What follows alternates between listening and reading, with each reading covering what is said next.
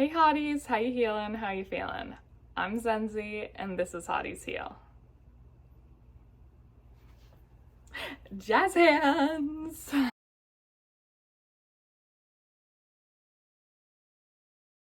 Hello to all my subscribers, new and old. If you're new and are not subscribed, I encourage you to do that if you like this video or if you like any of my other videos, or if you haven't seen any of my other videos and you feel called to go watch those, go do it. And don't forget to give me a like and turn your notifications on so you can know when I'm posting again. Also, if you're new and you're not really sure what this channel is all about, honestly, I'm not sure how I would describe it. I guess maybe self-help. I basically just talk about my own experiences and what I've gone through in hopes to provide others with words for some unresolved feelings that they may be having, or comfort and possibly just a virtual hug to know that they're not alone in their feelings. Sometimes emotions can be hard and heavy to navigate, and my main goal is just to help people to move more smoothly through navigating those things. So without further ado, let's get into the topics of the day. So for my returning viewers, you know the drill. I pick 2 cards from my oracle deck, and that's how I figure out what topic I'm going to talk about for the day. And apparently the collective energy is telling me to talk about 2 things that I definitely know that I've experienced and I probably won't have a hard time talking about. So the cards say, imprint. My soul has chosen you for this important lesson for healing and ascension purposes. I thank you for our time together. The second card says, fierce. I have a spirit of a warrior and will rely on this energy to get me through the challenges I face. And here's what they look like. Oh. Boop boop. So, what do I want to say about this? I think I would like to say that I personally have gotten better at accepting that not everyone that we encounter in life is meant to stay in our lives. The majority of the people who have played roles in my story haven't necessarily stuck around, and I think it can be really easy to become jaded from that whole experience, because it's hard not to internalize those things sometimes. When people come and leave, you can start to develop 2 types of attachments that are not secure. You could have an anxious attachment style or an avoidant attachment style, but both are normally triggered by abandonment and rejection. But the main goal is to have a secure attachment style. And I would like to think at this point I'm starting to be more secure, but I definitely in the past have had an anxious attachment style where, because I felt neglected or abandoned throughout my childhood through different things that I encountered, I definitely had a more anxious approach where I was constantly needing validation and holding on too tightly and forcing things. And this can be both in a romantic sense and a friendship sense. I've come to realize that most people who are anxiously attached go for people who are avoidant. And this doesn't, once again, have to be specific to a relationship in a romantic sense. It could also be platonic. It's just when we have unhealed wounds, we tend to end up in relationship dynamics that really highlight those things to give us the opportunity to heal from them and to be better. So then you have to start to realize, like, yes, certain people do come in your life to help you to heal and to ascend. And that might not necessarily mean that they're going to treat you well. They might do the exact opposite to give you the opportunity to choose yourself and to realize that you need to have better boundaries and standards.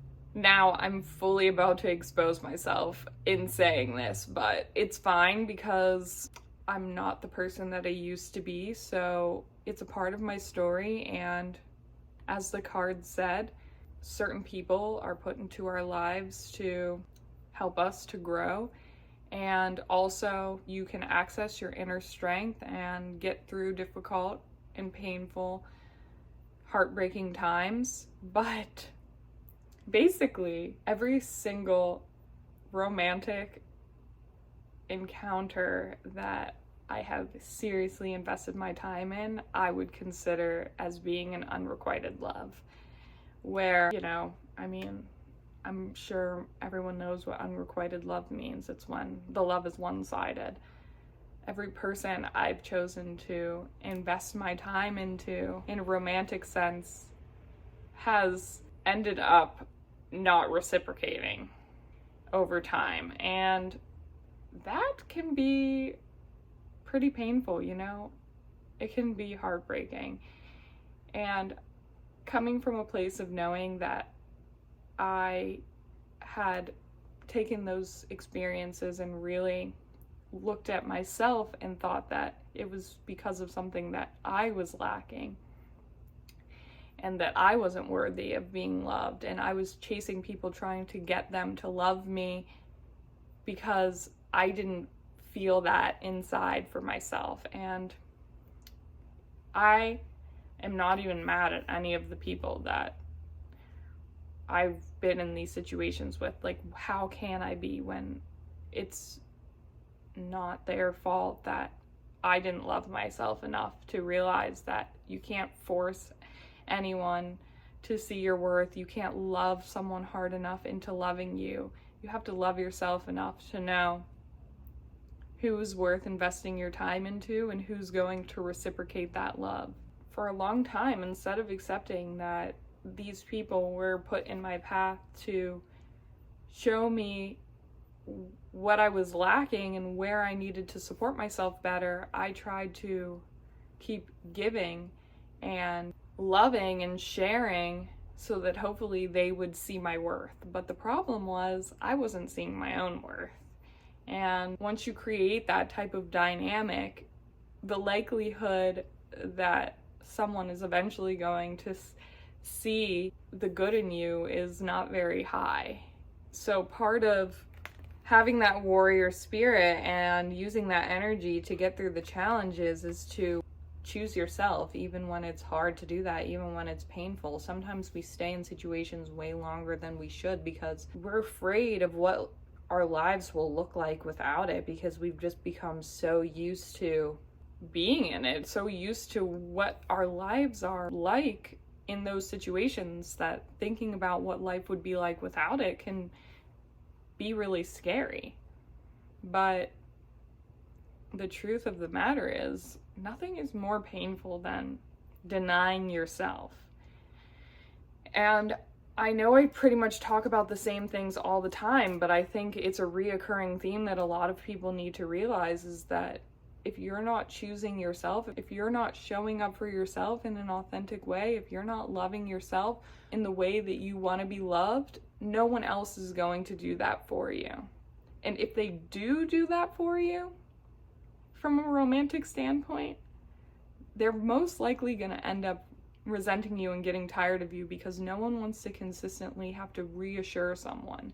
That's why anxious attachment and avoidant attachment styles usually don't work out. People have to shift over to become secure in the attachment style. But overall, throughout my experiences, I can say that each person did really give me an opportunity to see aspects of myself that I needed to fix, that I needed to heal, that I needed to nurture. And now that I'm finally on my own doing the work, my standards and my expectations and what I'm willing to accept are just like through the roof. It's through the roof, you know? Like, once you realize your worth, you're not gonna accept breadcrumbs anymore. So instead of thinking about this situation of like, what's wrong with me? Why isn't this working? Why doesn't this person like me? You can look at the situation, see what it's trying to show you from a higher standpoint, and acknowledge that maybe these people came into your life not to love you in a healing way, but the exact opposite, and get you to love yourself enough to heal. And sometimes that's all people are there to do.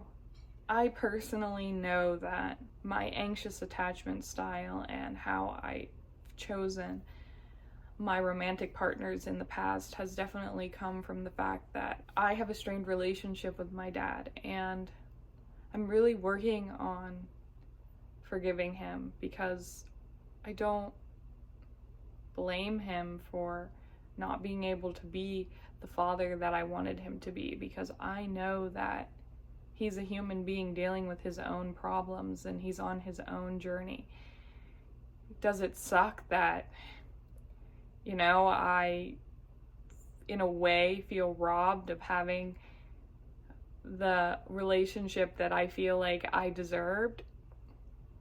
Yeah, it hurts a little, but also I don't think that I would be the person that I am had I not had this relationship dynamic with my dad. But I also know that because of my relationship with him and my lack of a prominent male figure in my life, I have often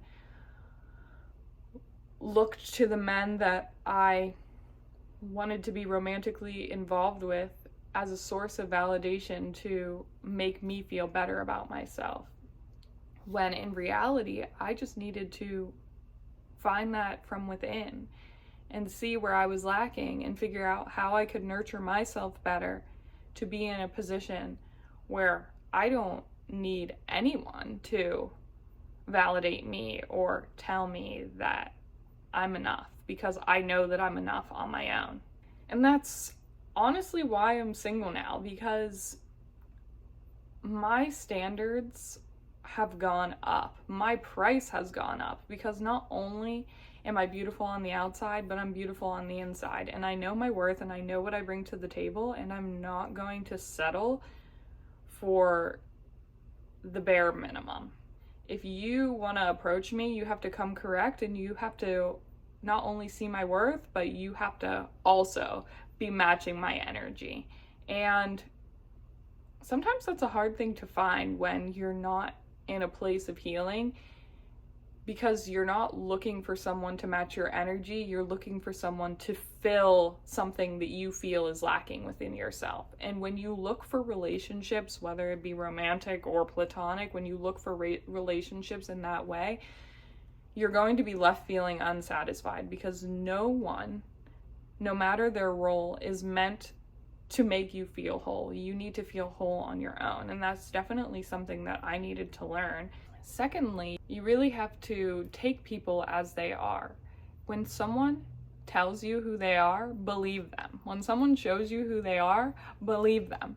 Don't fall in love with the potential, because 9 times out of 10, those people are not going to live up to the fantasy that you've created in your head. Trust me, I know. I have a Libra Venus, so I have a tendency to romanticize the shit out of life in general, and I've definitely fallen for the potential of how I think people can be, and it's a lost cause. You have to accept people as they are and decide whether or not that's going to work from you. It's not an easy task to do if you're not at a level of awareness to acknowledge that you have the tendency to do that. I think a lot of people have the tendency to do that. And if you have done that, it's okay, you know? Like, I could confidently say that a lot of people have been there. There are tons of people who end up in situations years down the line realizing that they're not happy, or they're just stuck in a rut because they've created this scenario in their head that just isn't the reality. And it's hard not to be disappointed in yourself in those moments, but you just got to forgive yourself and move on.